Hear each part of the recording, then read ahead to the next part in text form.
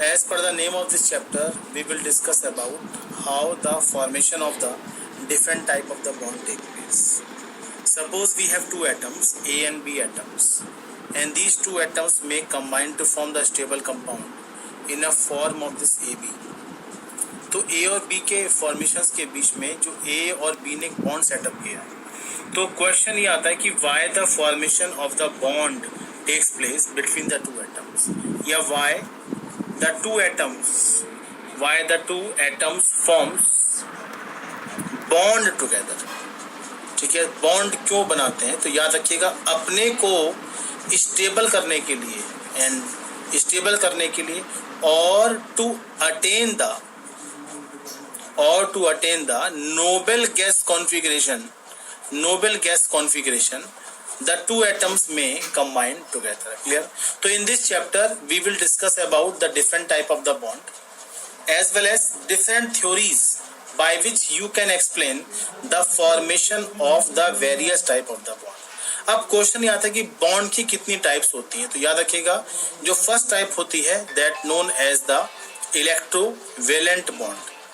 The first type is electrovalent bond, और simply आप इसको आयनिक बॉन्ड के नाम से जानते हो. द सेकेंड टाइप जो आपको यहाँ मिलेगी that known as the covalent bond. The second type known as that is the covalent bond. इसके अलावा जो थर्ड टाइप आप यहाँ स्टडी करोगे that known as that is the coordinate bond. Coordinate bond क्या होते हैं? कोऑर्डिनेट बॉन्ड इनको आप डेटिव बॉन्ड के नाम से भी जानते हो. These dative bond कैसे फॉर्म होते हैं dative bond, and then we will discuss about the concept of the hydrogen bond. तो in this way in bond की टाइप्स को आपको डिटेल के अंदर स्टडी करना है. ठीक है, और इन बॉन्ड के फॉर्मेशन को एक्सप्लेन करने के लिए बहुत सारी थ्योरीज प्रपोज की गई हैं, तो उन थ्योरीज के बारे में आप डिटेल में इस चैप्टर के अंदर स्टडी करोगे. ठीक है, आप उन थ्योरी का नाम मैं बाद में डिस्कस करूंगा, but we are taking one by one what do you mean by all these bond. अब सबसे पहले मैं यहाँ पर जिसके बारे में ले रहा हूँ उसका नाम है आयनिक बॉन्ड. ठीक है, आप इसको सिंपली इलेक्ट्रोवेलेंट बॉन्ड के नाम से भी जानते हैं, इलेक्ट्रोवेलेंट बॉन्ड. ठीक है, अब आयनिक बॉन्ड कहाँ सेटअप होता है? जैसे मैंने एग्जाम्पल के फॉर्म में लिया the formation of NaCl. This sodium atomic number 11, configuration 281, old concept we are following here, and this is chlorine, atomic number 17, configuration 287. अब इसको अपना ऑक्टेट पूरा करने के लिए 7 इलेक्ट्रॉन की रिक्वायरमेंट है. इसको अपना ऑक्टेट पूरा करने के लिए 1 इलेक्ट्रॉन की रिक्वायरमेंट है. तो यहाँ पर 7 अचीव करना इसके लिए मुश्किल है, और इसके लिए 1 गेन करना कंपेरेटिवली आसान है. अगर ये अपना 1 इलेक्ट्रॉन लूज कर दे तो लूज करने के बाद अब जो आउटर मोस्ट शेल है उसमें ऑटोमेटिकली कितने जाएंगे आपकी 8 इलेक्ट्रॉन. जब 1 इलेक्ट्रॉन यहाँ से चला जाएगा तो in this situation the automatically this sodium will attain the stable configuration, और जो इलेक्ट्रॉन ये सोडियम लूज करेगा क्लोरीन उसको गेन कर लेगा, और now this chlorine having the 8 electron will be there. तो finally what will happen in the formation of this NaCl क्या होगा? तो सबसे पहले सोडियम अपने में से 1 इलेक्ट्रॉन को लूज करेगा, और लूज करने के बाद बनाएगा Na positive ion, sodium cation बना देगा. जो क्लोरीन है कॉन्फ़िगरेशन होता है इसका 287, 1 इलेक्ट्रॉन को गेन कर लेगा, और गेन करने के बाद बनाएगा Cl नेगेटिव. ठीक है, अब Na पॉजिटिव Cl नेगेटिव, यहाँ पर कॉन्फ़िगरेशन था 281 और ये कॉन्फ़िगरेशन बचेगा 28 ओनली. ये क्या है आपका? This is 288. अब जो Na पॉजिटिव है और Cl नेगेटिव है, इन पे चार्ज कैसा है? अपोजिट चार्ज है, and you know due to the electrostatic force of attraction between this Na positive and Cl negative they will combine to form the NaCl. तो जो bond यहाँ पर सेटअप हुआ Na और Cl के बीच में, उस बॉन्ड को आप क्या बोलेंगे? आयनिक बॉन्ड या सिंपली द कोवेलेंट बॉन्ड. तो in other word we can say पूरे कॉन्सेप्ट के अंदर, इस पूरे कॉन्सेप्ट के अंदर ये जो पार्ट आता है कि इलेक्ट्रोवेलेंट बॉन्ड क्या होते हैं, जब बॉन्ड बिटवीन द कैटायन और एनायन सेटअप हो तो उस बॉन्ड को आप क्या बोलेंगे? This is the ionic bond या इलेक्ट्रोवेलेंट बॉन्ड. क्लियर? इन इलेक्ट्रोवेलेंट बॉन्ड को हम बेसिकली रिप्रेजेंट कर सकते हैं in the Lewis electron dot picture के फॉर्म में। जैसे मैं एग्जाम्पल के फॉर्म में बताऊं, अगर मैं यहाँ पर बता रहा हूँ कि इसी एग्जाम्पल्स को लेता हूँ, जैसे मान लीजिए मैंने एग्जाम्पल के फॉर्म में लिया, दिस इज CaF2, तो मैं इसको लुईस सिंबल्स के फॉर्म में कैसे रिप्रेजेंट करूंगा? तो लुईस रिप्रेजेंटेशंस के बेस पर कैल्शियम ने तो लूज कर दिए, चार्ज कितना आएगा 2 पॉजिटिव, और the electron loses by 1 calcium gain by the fluorine atom. Outermost shell में कितने होते हैं फ्लोरीन के, and this is outermost shell में कितने होंगे 7, और एक इसने सोडियम से कैल्शियम से गेन कर लिया, तो इसके आउटर मोस्ट शेल में कितने हो गए आपके 8।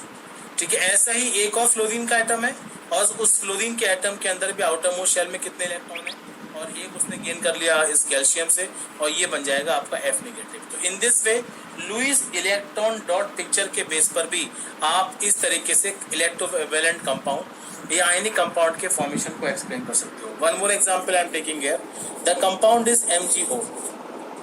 तो आपको मालूम है Mg2 लूज करेगा आउटर मोस्ट शेल के अंदर, दिस इज Mg2 पॉजिटिव, और 2 आपने लूज करने के बाद इस Mg के दोनों इलेक्ट्रॉन ऑक्सीजन गेन कर लेगा, और आउटर मोस्ट शेल में कितने ऑक्सीजन के होते हैं 6 होंगे, और 2 इसने गेन कर लिए, और ये 2 कहाँ से आ रहे हैं, वो Mg से आएंगे। यहाँ पे चार्ज कितना आएगा 2 नेगेटिव। तो in this way in the form of the Lewis electron dot picture we can explain the formation of various compound. ठीक है, तो याद रखिएगा, नंबर ऑफ इलेक्ट्रॉन लॉस्ट और gained during the formation of this ionic bond. तो जब किसी भी इलेक्ट्रोवैलेंट बॉन्ड या आयनिक बॉन्ड फॉर्म के अंदर, तो जितने भी इलेक्ट्रॉन लूज होते हैं या जितने भी इलेक्ट्रॉन गेन होंगे, आप इन सबको क्या बोलोगे, आप इनको इलेक्ट्रोवैलेंसी के नाम से जानेंगे। तो what do you mean by the electrovalency of the ionic compound? whatever electron loses and whatever electron gained by the atom in the bond formation, and this number of electron gain or lose known as the electrovalency of the ionic compound। ठीक है, अब कुछ और basic terms हम इन compounds के formations को बताने के लिए एक्सप्लेन करेंगे। जैसे अगली टर्म में जो ले रहा हूं उसका नाम होता है coordination number. Coordination number, and this coordination number is also used to explain the properties of the ionic compound। तो क्या होता है कोऑर्डिनेशन नंबर? तो किसी भी कंपाउंड का आयन का जो कोऑर्डिनेशन नंबर होता है, number of the oppositely charged ion present as the nearest neighbor around the ion known as coordination number। जैसे मैं एग्जाम्पल के फॉर्म में लेता हूं NaCl, तो NaCl के क्रिस्टल लैटिस के अंदर, NaCl के क्रिस्टल लैटिस के अंदर क्या नोटिस करेंगे आप, central position occupied by the Na positive ion, और सराउंडिंग में आपको मिलेंगे 6 Cl नेगेटिव।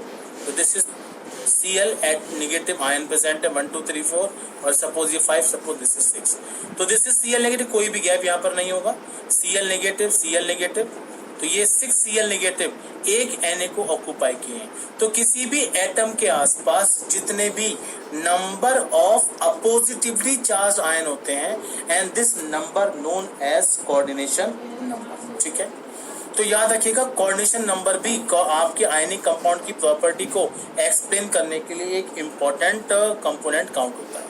तो एटलीस्ट आयनिक कंपाउंड के फॉर्मेशन में आपको इलेक्ट्रोवैलेंसी का मीनिंग आना चाहिए। मैंने बता दिया आपको, इलेक्ट्रोवैलेंसी का मतलब नंबर ऑफ इलेक्ट्रॉन लूज और number of electron gain by any of the compound that known as the electrovalency. And how you can define the term coordination number? किसी भी क्रिस्टल लैटिस के अंदर, किसी भी आयनिक कंपाउंड में whatever number of oppositely charged ion जो किसी भी कैटायन और एनायन को एनक्लोज करते हैं, and this number known as coordination number. अब मैं कुछ फैक्टर्स की आपसे बात करूंगा, the various factors affecting the formation of ionic compound, the factors affecting the formation of ionic compound. तो आयनिक कंपाउंड को एक्सप्लेन करने में कौन कौन से फैक्टर आते हैं? द वेरी फर्स्ट फैक्टर जो पढ़ेंगे आप, उसका नाम होता है आयोनाइजेशन एंथैल्पी। मैंने क्या टर्म लिखी? This is ionisation enthalpy. ठीक है, ये फैमिलियर टर्म है, होनी चाहिए आपके लिए, किसी भी आइसोलेटेड गैसियस एटम में से, ध्यान से सुनिएगा, how you can define the term ionisation enthalpy. किसी भी आइसोलेटेड गैसियस एटम्स में एक इलेक्ट्रॉन को लूज करने में whatever amount of energy released, energy को एंथैल्पी भी कहते हैं, whatever amount of enthalpy released, whatever amount of energy released, that known as the ionization enthalpy। मैंने क्या टर्म यूज करी आपकी, कोई भी आइसोलेटेड गैसियस एटम में से एक इलेक्ट्रॉन को लूज करने में जितनी एंथैल्पी रिक्वायर्ड होगी, and this enthalpy released that known as ionisation enthalpy. ठीक है, अब ये हर एटम के लिए आयनाइजेशन एंथैल्पी आपकी अलग अलग मिलेगी। जैसे मैं सोडियम की बात कर रहा हूं आपसे, तो सोडियम ने एक इलेक्ट्रॉन लूज कर दिया और लूज करने के बाद ये बनाएगा Na पॉजिटिव आयन। तो आयनाइजेशन एंथैल्पी जो यहाँ पर इन्वॉल्व होगी, and this is near about 495 kilo joule per mole. Approx this much amount of energy released whenever the sodium loses one electron completely from their isolated gaseous atom। ठीक है, in case of magnesium it loses 2 electron, तो 1 by 1 ये loose करेगा electron, और Mg पे charge क्या मिलेगा, 2 positive ion, और जो एंथैल्पी रिलीज होगी this is near about that is the 743 kilo joule per mole. तो एक या दो इलेक्ट्रॉन एलिमिनेट करने में जितनी भी टोटल एंथैल्पी यहाँ पर रिलीज होगी, that enthalpy known as the ionisation enthalpy of the compound. ठीक है, तो this enthalpy play very important role. जितना लो एंथैल्पी किसी भी एटम की होती है, और एटम उतनी आसानी से कैटायन बनाएगा, और जब आसानी से कैटायन बना देगा तो उसकी एंथैल्पी, तो वहां पर आयनिक कंपाउंड बनने की या आयनिक बॉन्ड बनने की पॉसिबिलिटी उतनी ही बढ़ जाती है। So now I am going to take the second factors which affect the formation of the ionic compound। और second factor में जो factor ले रहा हूं मैं, उसका नाम है that is the concept of the electron affinity। The concept of the electron affinity, या simply you can say electron gain enthalpy। Electron gain enthalpy।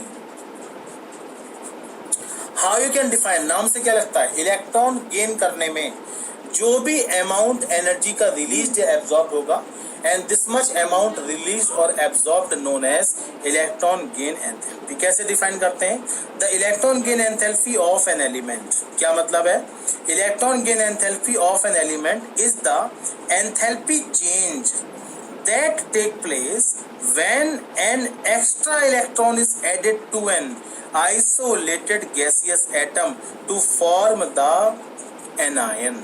मैंने क्या बोला कि जैसे क्लोरीन है, क्लोरीन के आउटर मोस्ट शेल में 487 मतलब 17 इलेक्ट्रॉन यहाँ प्रेजेंट है।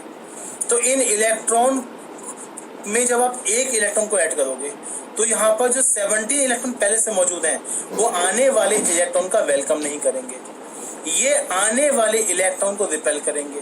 तो इन रिपल्शन को ओवरकम करते हुए हम जब एक इलेक्ट्रॉन को फोर्सफुली किसी भी एटम के अंदर ऐड करते हैं, तो whatever amount of energy added और whatever amount of energy released, that known as the electron gain enthalpy, और ये बन जाएगा आपका Cl नेगेटिव। तो कहने का मतलब ये हुआ, तो किसी भी एटम के अंदर जितना एक इलेक्ट्रॉन लूज करना डिफिकल्ट होता है, ऐसे ही किसी भी एटम के अंदर एक इलेक्ट्रॉन ऐड करना भी मुश्किल काम होता है। तो एक इलेक्ट्रॉन को ऐड करने के बाद जैसे ही एनायन का फॉर्मेशन होगा, तो जो total amount of enthalpy released है, एब्जॉर्ब्ड है, एंड दिस एंथैल्पी रिलीज्ड और absorbed known as the electron gain enthalpy. ठीक है, तो ये बेटा सेकंड फैक्टर है जिसके बेस पर अब मैं कुछ एग्जांपल